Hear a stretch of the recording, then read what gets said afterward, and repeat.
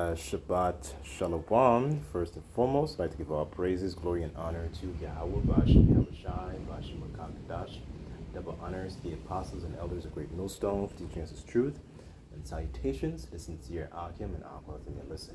May the blessing of election be upon your house. My name is Brother Raquai. I'm back in here with another quick and hopefully Yahweh Ratasa and edifying lesson. And for today's lesson, I'm going to be going through this guy named Henry Kissinger. Igbo Jews, Henry Kissinger, and the memo of 1969, right? So this guy recently had actually passed away. Let me just verify when. I think it was early this week, last week. So November 29th, right? So, okay. He was a former Secretary of State for the United States, and he actually worked under former President Richard Nixon, right? And for those who don't know, Richard Nixon was also responsible for putting a lot of Israelites in jail through the quote-unquote war on drugs. Now, under him was Henry Kissinger, right? And during the 1969, he put out a memo describing the Igbo Jews as the wandering Jews of West Africa, right? So this is what it says. In the White House memo dated Tuesday, January 28th, 1969, to President Richard Nixon, former Secretary of State Henry Kissinger describes the Igbos as the wandering Jews of West Africa. It says westernized. West Africa gifted, aggressive, westernized, at best envied, resented, and most despised at neighbors in the Federation. So I'm just going to skip down because there's another part that really stuck out, I thought. Okay, here it says, during the slave trade, Igbo slaves were known to be the most rebellious. Most of the slave rebellions in the United States, Haiti, Jamaica, Belize, Trinidad, and Tobago, Barbados, and Guyana were led by Igbo slaves. In South Carolina, Igbo slaves were reported to have drowned themselves rather than to be kept as slaves. Today, that place is called Igbo Island in commemoration of the slaves who died there. The Gullahs are Igbo. And I think let me just click on this quickly. I haven't done research on this, but I'm just going to get the quick definition of the Gullah. Okay, here it says a member of an African American people living on the coast of South Carolina and nearby islands. Oh, just a quick heads up, if it's windy, Salakia in advance, it's just very, very windy where I am, right? So I'm just going to try my best to pronounce everything that I'm saying, so hopefully this information is communicated very effectively, right? And you can actually hear me, right? So Salakia for the wind and the noise in advance. Right, so let's get one scripture before I proceed. Let's go to let's see.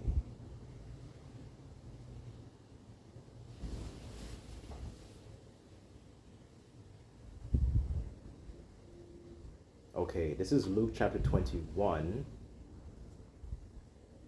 I'll start at verse 22.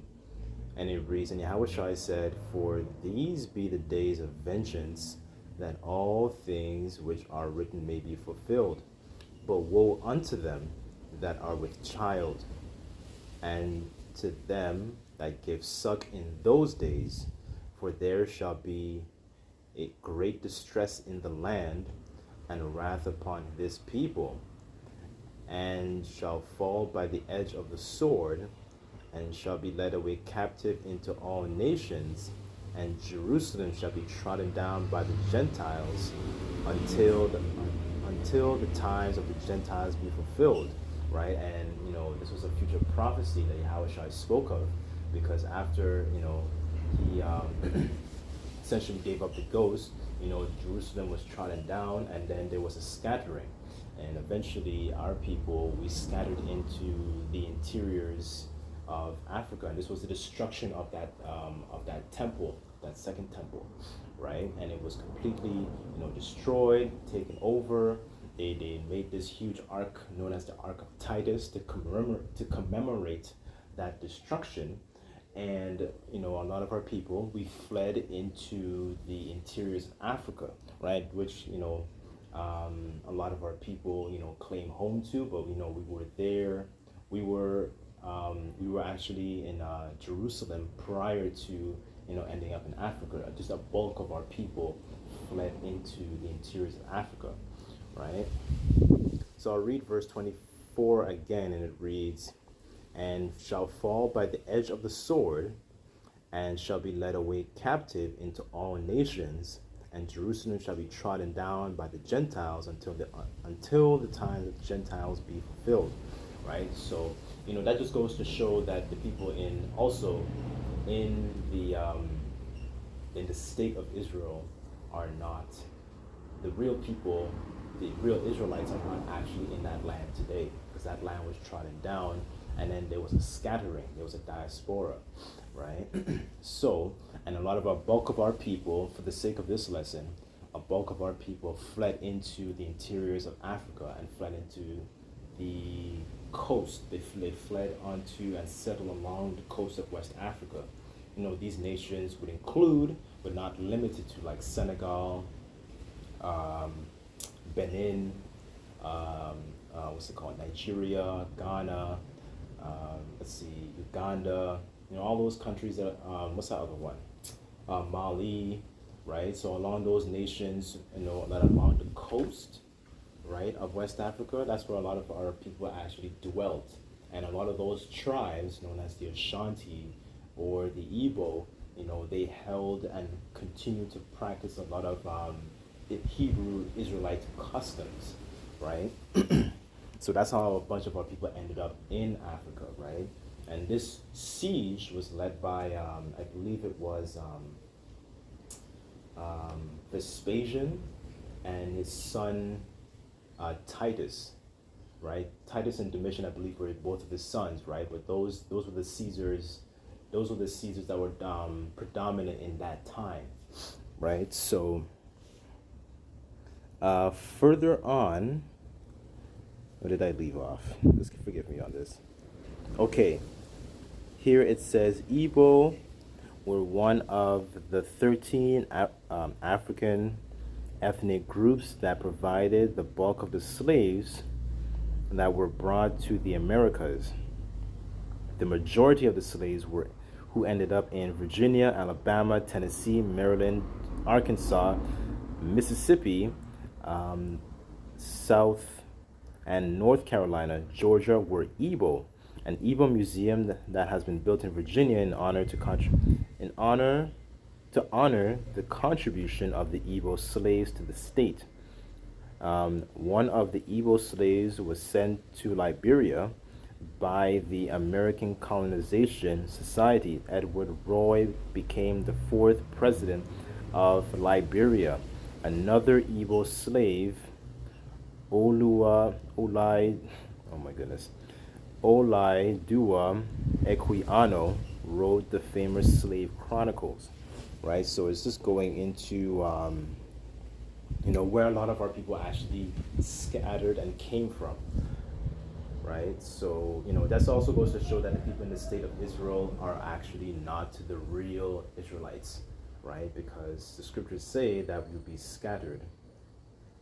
Deuteronomy 28, verse 64, and it reads, "And the Lord," actually, I'll start at 15, then I'll jump down to 64, and it reads, "But it shall come to pass, if thou wilt not hearken unto the voice of the Lord thy power, to observe to do all his commandments and his statutes, which I command thee this day, that all these curses shall come upon thee and overtake thee." Verse 64, and this is one of the curses. "And the Lord Yahweh shall scatter thee among all people from one end of the earth even unto the other, and thou shalt serve other gods, which neither thou nor thy fathers have known, even wood and stone. Right? So we'll be scattered, and part of that, one of those scatterings was, the siege of Jerusalem in like around 70 AD, and we fled. A bulk of our people fled into the interiors of Africa. Another book and another reference which also reinforces this piece of history was the book Babylon, Timbuktu, and it actually describes the so-called black Jews that the bulk of them fled into West Africa, and they set up shop essentially, and they brought a lot of their wisdom and skills, whether it was in mathematics, engineering, science, astronomy, so on and so forth, and the list goes on. And I believe the reference, I believe the reference is on page 90 to 91 or page 84 to 85. You can check those 2 pages or those 4 pages to see that reference, right? And that also describes what a lot of our people did when we fled into the interiors of Africa, because Israel stands out, especially in the light of these other nations, right? So let's get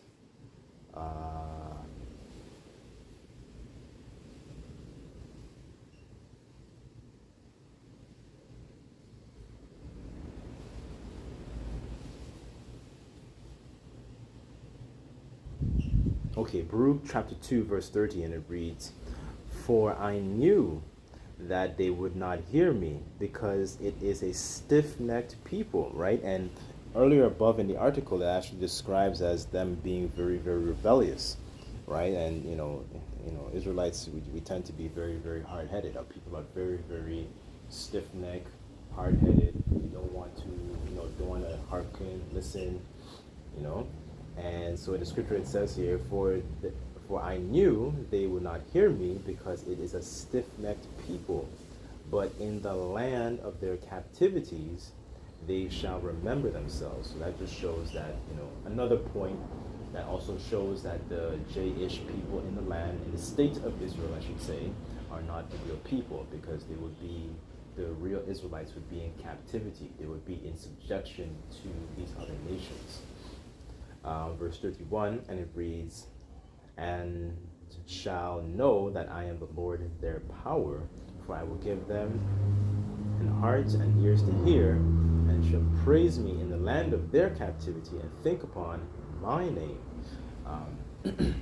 Verse 33, and it says, "And return from their stiff neck and from their wicked deeds, for they shall remember the ways of their fathers, which have sinned before the Lord Yahweh." Right? So, and the people who are really would actually try to turn back from their sinful ways and actually turn back towards the Most High through His Son, Yahweh really would be the elect, right? They would put on the character of Yahweh. They would go back to the ways of their forefathers, right? Like it says in Jeremiah, it says, "Seek ye the old path," right? And inquire the ways of their fathers. They would turn back and actually try and be that example of a virtuous woman, instead of an adulterous whore that opens themselves up into different philosophies and different pagan customs, and come back to their Lord and their husband, which is Yahweh, through His Son Yahweh, right? So, anyways, I'll leave it off there. I don't want to make this lesson too long. I just came across this article, and I just wanted to share with you, a few brothers and a few sisters that may listen, right? This is because these people know who we are, right? The real Israelites are really in captivity, and they're really in subjection to these other nations. They're not present. Some of them are sprinkled, here and there amongst, in the state, because we've been scattered all over the 4 corners of the earth. But the primary and bulk of our people, will be in captivity, right? So, anyways, Hopefully, I'll just end it off there. But hopefully, this video and lesson was edifying. And I'd like to give all praises, glory, and honor to Yahweh, Bashim Yahweh Shai, Bashim Makakadash. Double honors to the apostles and elders of Great Millstone for teaching us this truth. Till next time, I say Shalom.